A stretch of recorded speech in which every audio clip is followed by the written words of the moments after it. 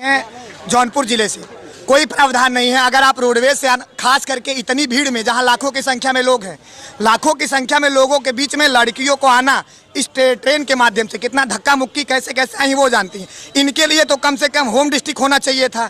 अगर आप 2 दिन में इतनी कम से कम यहाँ 35 लाख लोग हम लोग एग्जाम देने आए हैं, आप 2 दिन में पेट का ले रहे हैं, 20 दिन में आप लेखपाली ले रहे हैं। हम लोग कैसे कैसे आए हम लोग जानते हैं।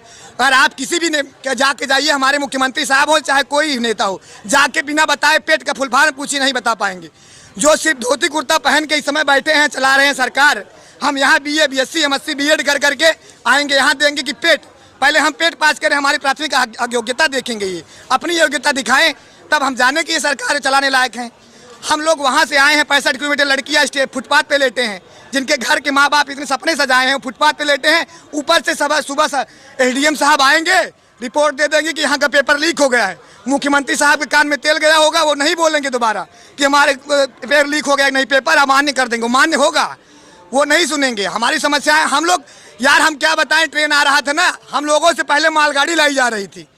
8 बजे का ट्रेन था, बिना खाए पिए मर रहे थे, 12:40 पे ट्रेन पहुंची है। कोई मतलब विद्यार्थी यहाँ, हम लोग देश के भविष्य और युवा हैं, हम लोगों के साथ खेला जा रहा है। इसलिए क्यों पता है, हम शिक्षित नहीं होंगे तो रोजगार नहीं मांगेंगे। ये जो दादा चाचा बैठे हैं, इनको 5 किलो राशन भाग गया है, ये 5 किलो राशन पे वोट दे जाएंगे। और जब हम नहीं पढ़े रहेंगे तो हम भी अपनी आवाज़ नहीं उठाएंगे, कोई बोलने वाला नहीं होगा। सब अपना अनपढ़ रहो यहीं, आओ उसके बाद बाबा जी के बात मानो। आए हैं बाबा जी के, सुने थे हम लोग जौनपुर से हैं कि बड़ा बढ़िया प्लेटफार्म होता है। अरे हमसे अच्छे कुत्ते सो रहे थे, बोलने वो सही बता रहे, भगवान के सब वो बोरी पे चढ़ के लेटे थे। हम लोग 10-10 रुपए की पन्नी लिए, उस पर मिला भी नहीं, वही जमीन पे लेटे पड़े थे। अरे अगर आपको करवाना था 2 दिन के अंदर, हम लोग की कोई व्यवस्था होती, 2 स्पेशल ट्रेन चला देते। रक्षाबंधन पे रोडवेज फ्री, रक्षाबंधन पे रोडवेज फ्री। हम यहाँ चूतिया बन के रोडवेज को हाथ दे रहे हैं, गायब। अगर हम उग्र हुए तो चलो भैया, हमारे मम्मी पापा भी आके भरेंगे। अभी ईडी बैठा दी जाएगी हमारे भी ऊपर, तुरंत भैया ऑन द स्पॉट कार्रवाई भी कर देंगे। चलो भाई साहब चलो, तुरंत माँ बाप भरेंगे हरजाना। हम लोग आवाज तक नहीं उठा सकते भैया। आप देखे थे इसके पहले जब आर्मी वाला 4 साल के था अग्निवीर, टी भाजी गई थी यार रोजा जाके हॉस्टलवा में। लेकिन क्या तानाशाही सरकार है, सरकार पूर्ण बहुमत की है, वो फिर किए जो उनका मन चला। हम लोग NTPC के लिए रेलवे जलाए, सब किए, नहीं भैया सरकार तानाशाही की, उनकी पूर्ण बहुमत सरकार है, अपने मन के किए। सुनने वाला है कोई? कोई सुनने वाला नहीं है यहाँ। सब भैया कोई आवाज उठाने के लिए नहीं आया, क्यों पता है? अरे मम्मी पापा हरजाना भरेंगे भैया, तुरंत ऑन द स्पॉट। अभी मम्मी पापा तक जाएगा, तुरंत नोटिस छपका दी जाएगी, लड़का तड़ी पार है, ईडी तक आ जाएगी भैया। हम लोग अपनी आवाज तक नहीं उठा सकते, कोई व्यवस्था है? अभी हम लोग यहाँ से जाएंगे ना, ऑटो के लिए 50-50 रुपए लेंगे, 2 किलोमीटर का 50 रुपए देना पड़ेगा ऑन द स्पॉट।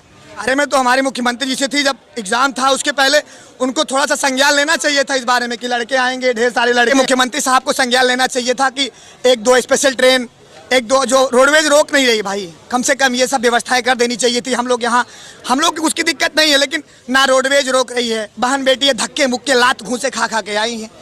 ये वाली चीज़ से बड़ा तकलीफ होता है यार। 4-4, 5-5 साल हम लोग इलाहाबाद रहते हैं, कोई वैकेंसी नहीं क्लियर हो रही। कोई गारंटी नहीं है कि ये पेट दे के जाएंगे, निकल जाएंगे तो कोई वैकेंसी आएगी। 2023 में आचार संहिता लागू हो जाएगा, 2024 में चुनाव है। इतने दूर से आए हैं बड़ी आस के साथ, लेकिन कुछ नहीं होने वाला, ऐसे चले जाएंगे। आएंगे हर साल पेपर देंगे, कोई मतलब नहीं है। अगली साल पेट दिए थे, सिर्फ 1 फार्म आया था लेखपाली, पूरा साल बीत गया, आप क्या देंगे? फिर 2023 में चुनाव है, आचार संहिता लागू होगा, कुछ नहीं। पेट का एग्जाम देने के बाद आप कौन कौन सा एग्जाम दे सकते हैं? सर इसके अंदर UP जो ग्रुप C की जो वैकेंसीज हैं उसके हिसाब से, और अब तो जो NM JNM जो भी है, कई चीज़ इसमें लागू कर रहे हैं, वो तो उनके ऊपर है कौन कौन सा घुसेड़ दें, ये तो बाबा जी जाने। कोई क्राइटेरिया नहीं है अभी, कहाँ कोई बैक्टीरिया नहीं है अभी। तो बस बोले हैं कि ग्रुप C के वाला जो आएगा उसके अंतर्गत आएगा, ग्रुप D भी भिड़ा देंगे, फिर बढ़िया वैकेंसी आएगी, 35-40 हज़ार जो होगा उसमें पहले जो लोगों को छांटना होगा तो कर देंगे। अब इतने, अब ये जो अव्यवस्था है पता है, आप इतना समझिए, जो उत्तर प्रदेश राज्य परिवहन है, जो रोडवेज वाले जो लड़के आए हैं रोडवेज से, सारा पैसा राज्य सरकार को जा रहा है। रेल मंत्रालय में जो हम खा रहे हैं, खर्चा कर रहे हैं, जो ले रहे हैं, वो केंद्र सरकार को जा रहा है, उनका बेनिफिट है। 10-10 रुपए की पन्नी लिए हैं, उनका रोजगार मिल गया है। हम लोग बेरोजगार हैं भैया, ऐसे करेंगे?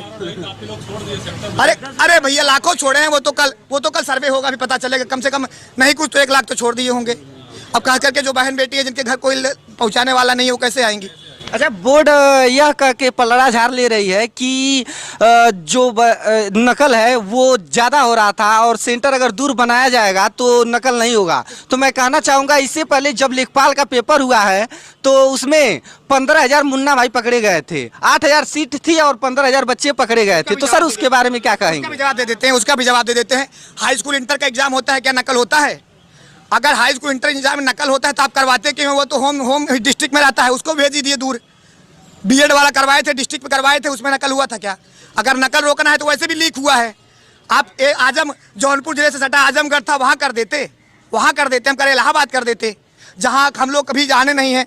नकल वकल नहीं है भैया। ये क्या है कि राज्य सरकार केंद्र सरकार 70-120 रुपये ऑनलाइन करवाने लेंगे, वहाँ 70 रुपये वहाँ बेनिफिट हुआ, यहाँ आके 150-150 रुपये जो होगा राज्य परिवहन को फायदा होगा। बस यही मकसद है। बाकी अगर नकल रोकना, हाई स्कूल इंटर के पेपर आप दिलवा रहे हैं, गाँव में दिलवा रहे हैं ना, वहाँ तो नकल नहीं हो रहा है।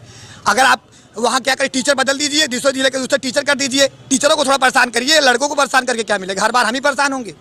ये कुछ नहीं है। बस यार क्या है पता है, आप अपना हक मत मांगिए, शांति से बैठे रहिए, आइए एग्जाम दीजिए। सब लोग ऐसे तमाशा दीजिए, आप हमसे बुलवाइए, हम बोलेंगे, सरकार जो मन में आएगा वो करेगा, कोई मतलब नहीं।